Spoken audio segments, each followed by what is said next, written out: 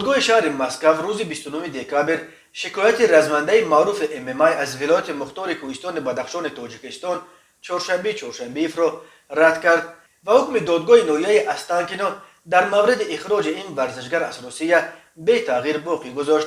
خدمات مطبوعات دادگاه گفت دادگاه حکم دادرس دادگاه نویه استانکینا شهر مسکو 8 دکامبر را درباره قانون ویرانکنی مأموری در قسم 3 ماده 18 کودکس حقوق ویرانکنی های مأموری روسیه درج شده ویران کردن قاعده های ورود به روسیه یا بود و باش در روسیه از سوی شهروندان خارجی نسبت به چهارشنبه به تغییر باقی گذاشته شکایت او را قانع نساخت. به این ترتیب قرار دادگاه در مورد از روسیه بیرون کردن ورزشگر زاده بدخشان قوه قانونی میگیرد و او را میتوانند هر لحظه بیرون کنند. شبکه رنتوی خبر داد که بنا به معلومات به دست آورده‌اش چهارشنبه را علیه روز 29 دکامبر به تاجیکستان میفرستند. یادآور میشویم دادگاه استانکینا روز 6 دکامبر حکم مجبوراً از روسیه بیرون کردن چهارشنبه را برآورد.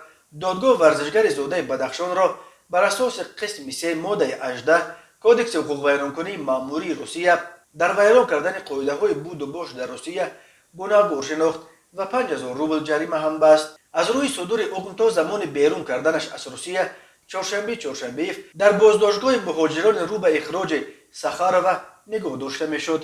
چهارشنبه روز 3 دکامبر برای بدون اجرت رانندگی و سوغورته و با سرعت بلند راندن ماشین در شهر مسکو دستگیر شد. خدمات مطبوعات گبدده مسکو خبر داد که چهارشنبه هنگام حرکت در نقل لیفورت و قاعده های حرکت در راه را دغلانه ویران کرده با بالای این لحظه را ثبت و در شبکه‌های اجتماعی نشر کرده است. بنا به اطلاع رسمی ماشین چهارشنبه را در توقفگاه جریمه‌ای محکم کرده خودش را برای نداشتن سوغورته اساگا و بدون اجرت رانندگی راندن ماشین به جوابگری مأموری کشاندند. چهارشنبه در ساحه ورزش MMI به نام اورج معروف است ولی مخلصانش او را گرگ پامیر لقب دادند.